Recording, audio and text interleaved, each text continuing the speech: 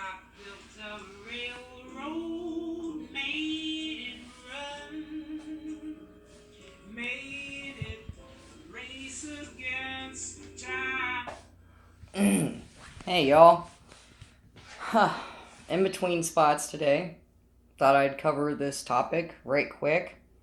I got some new ones.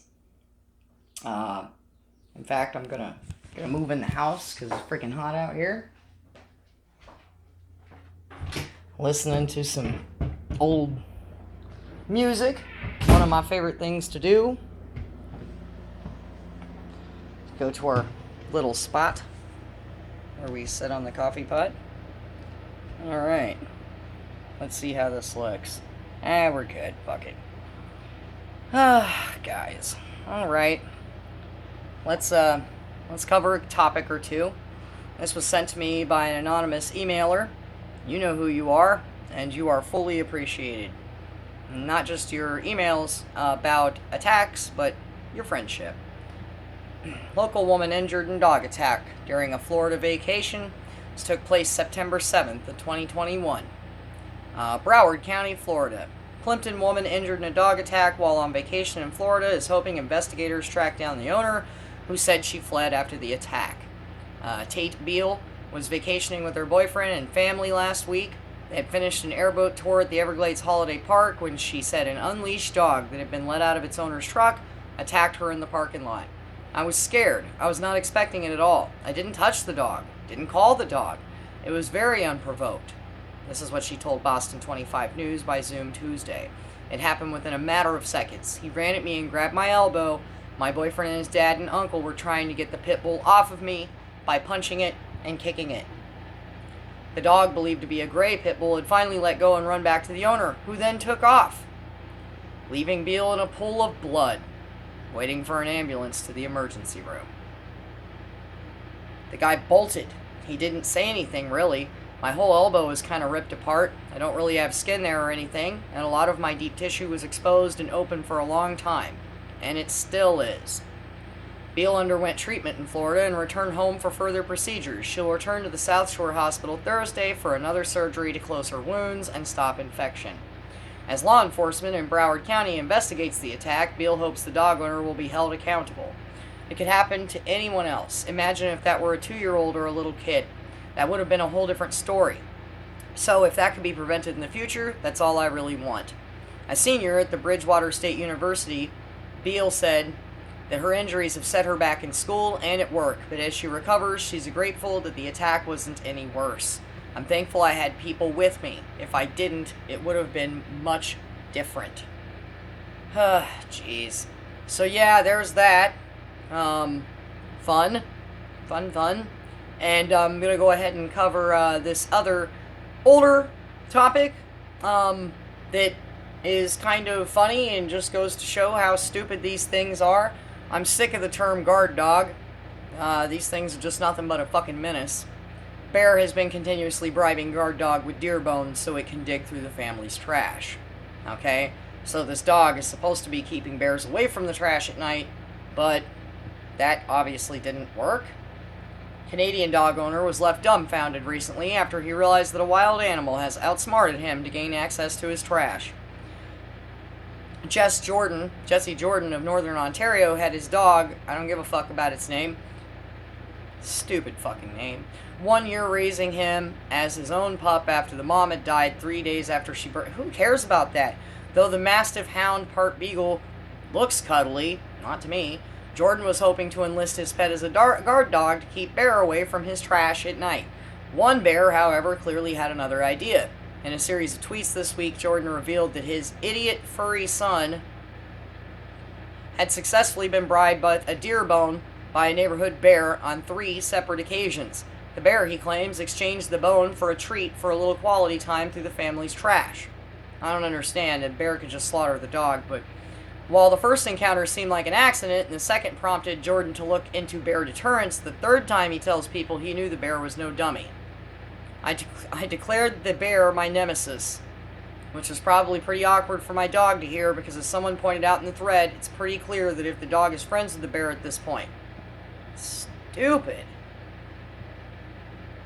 Jordan first opened up the hilarious experience in a thread of tweets on Wednesday. He also shared photos of the dog, who looked happy as ever, chewing on his new bones, and then going in the house, I'm sure, and touching everything. Disgusting. As well as the aftermath of the bear's late night visit.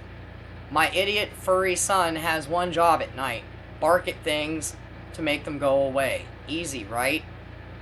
However, the bear has learned that he can be bought off. This is the third time he's been gifted deer bones in exchange for being allowed access to my trash, and he keeps doing it because he's fucking stupid. Continuing, Jordan acknowledged how he undeservingly gave his dog a position of power which the canine had clearly had no idea how to handle. This guy's an idiot. Although I basically handed my dog this position of power, it's become very clear that he has no idea how to actually do the job properly. Now, not only do I have to clean up a huge mess, I see him putting his own self-interest first. Clearly, I have no choice but to impeach him. This is stupid. Stupid guy. Stupid fucking dog. Of the discovery, Jordan tells people he knew something was off the first time when the dog was found chewing on a bone he hadn't gotten for him. And I opened my front door to see garbage bags shredded to pieces and their contents all over the yard, likely from being shaken to get the good stuff out. Why wouldn't he just get a bear trash can? And all the money he spends on this damn dog, he could have just gotten the locking trash cans for bear. The dog was chewing on something I initially figured was something from the garbage or a stick, and it turned out to be chunks of bone that obviously wasn't anything I had bought for him.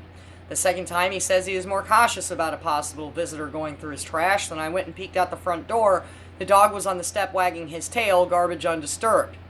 He says, thinking nothing of it, I went to bed and woke up to a bigger mess, and then the dog chewing on a bigger bone. This is just him wanting to get fame for his dog. Following encounter number 2, Jordan says he scolded the dog, shut up, for allowing the bear to get into the trash again, but jokingly acknowledged he's a dog, probably has no idea my annoyed bear-oriented cursing meant. Stupid man. Despite being bribed 3 times, Jordan explained on Twitter he still felt that the dog was the best boy, who's great with kids and apparently bears. He also explained to followers who expressed concern that he would never allow Brick to sleep outside, which he does time from time. They felt the dog's life would be put in danger. It's a fucking dog. I'll leave you all with one final reminder that black bears are a nuisance, but not typically a threat, meaning the dog is not much likely to get eaten. Who cares? If he was, I wouldn't let him sleep outside. Though he's never witnessed this before, says he isn't necessarily surprised by the bear's behaviors, as this time of year when the wild animals, whom he referred to as giant raccoons, usually scavenge through human trash. I'd call your dog a giant parasite. God, just picture after picture of him making out with this friggin' dog. Dog's normally good at keeping things away from the house. He routinely scares off actual raccoons, fox, and even coyotes.